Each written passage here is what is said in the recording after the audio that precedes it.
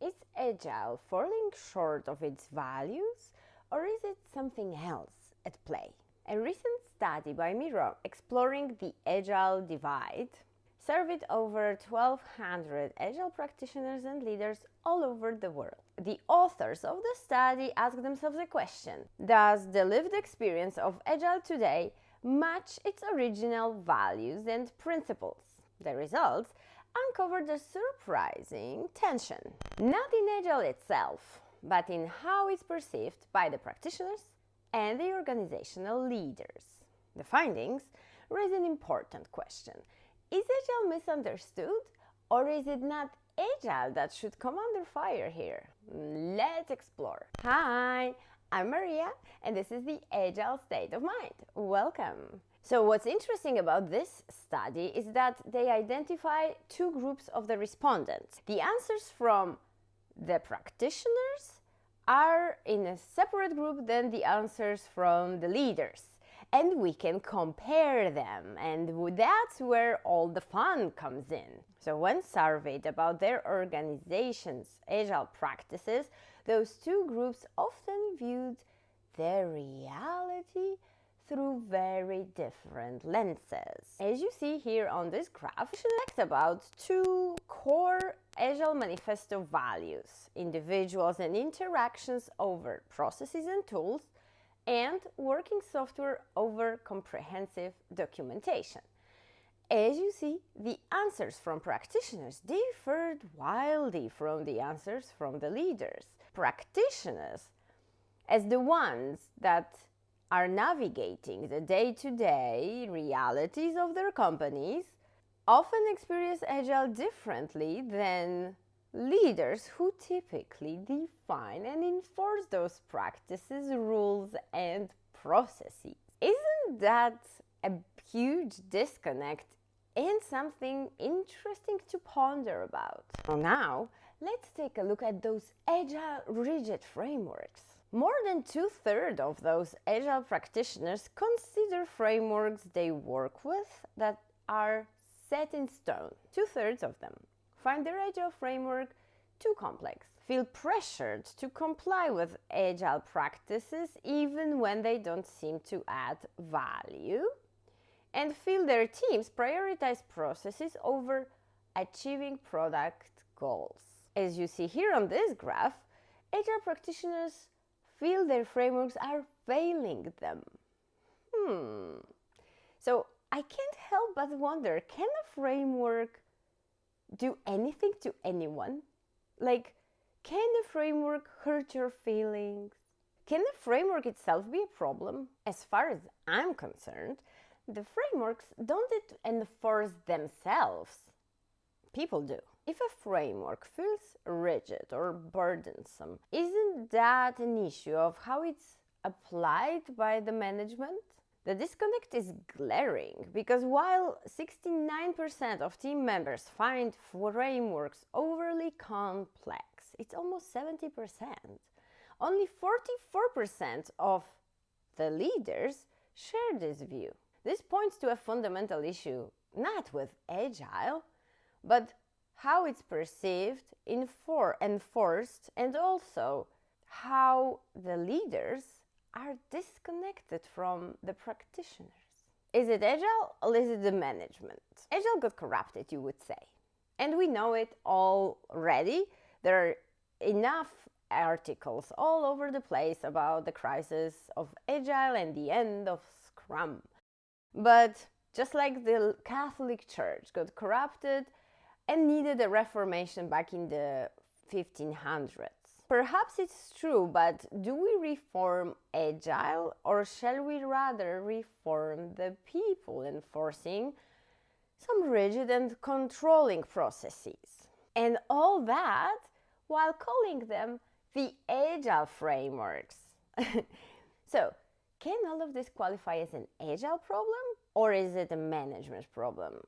And you can say, yeah, but Agile lets itself be misunderstood. But Agile is a mindset, and it was always meant to represent the lightweight frameworks. That was how the Agile Manifesto signatories called them lightweight before they came up with the term Agile. And it's essential to remember that Agile isn't a methodology. Methodology is something complex, big that you have to follow. It's in school, in educational system, you have a big methodology of how you will educate the kids. Agile is a mindset, a way of working that champions adaptability, collaboration, and iterative progress. Frameworks like Scrum, XP, and Crystal, which predate Agile Manifesto, they came up in the 90s, and the group of people that met in Snowbird in 2001, they saw those frameworks popping up, and they saw that there is a better way to develop software, and they called it Agile. They found some common points in all those frameworks, and they created the Agile Manifesto. So frameworks were there, based on them, they created the Agile Manifesto. In the end, Agile is something that we wish we could do the way it was intended to, right? We wish we could have this mindset in a way that was intended. And that's why I'm having a hard time blaming Agile for faulty implementations and applications of some frameworks. To me, it's like blaming a map for not getting to the destination, or better yet, blaming the paintbrush for an ugly painting. Agile is not responsible for your ugly framework. You are. I'm sorry, but it's the leaders and not Agile who is enforcing what should be lightweight, empowering practices, converting them into a heavyweight, restrictive systems. And sometimes I'm thinking about that accountability and responsibility and how we are converting that into, the Agile framework is to blame. Agile made me do this. So let's talk for a moment about control. It's hard to let go of control and trust in the process, isn't it? It's easier to rule by fear, authority, and demand constant updates and highlight their flaws. Many parents and freshly baked managers know what I'm talking about, because it's when you are starting to become a manager, then you see that, oh my God, what if they don't respect me? What if we fail? What if I don't know what's going on and it won't be done? I am the responsible, right? It triggers a defensive instinct to tighten control and project seriousness. Yeah, I know I can't project seriousness.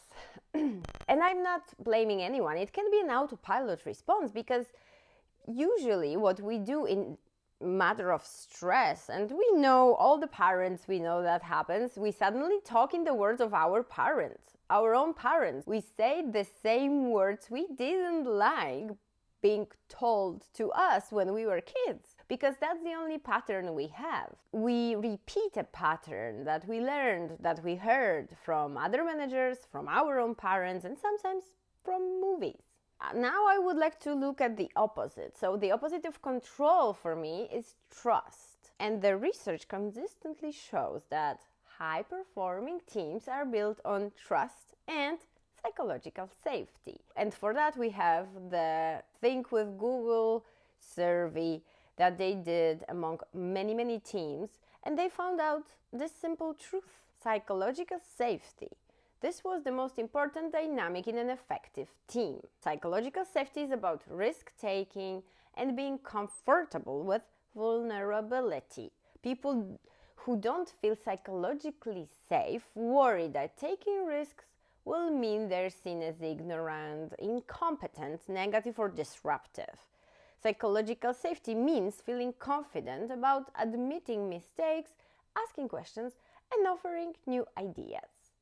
So basically that means if we are letting people fail and that they can make mistakes because it's human and there is no consequences, dark consequences, because we made a small mistake, then we are more prone to take some small risks and do a better job. The Miro survey echoes this insight, revealing that psychological safety and autonomy are precisely what respondents feel is missing. And as you see here, it's almost comical how the responses differ depending on who you ask. This is really funny because when you ask, leadership creates a supportive environment for working on the development of new products and services, practitioners 64 say they don't.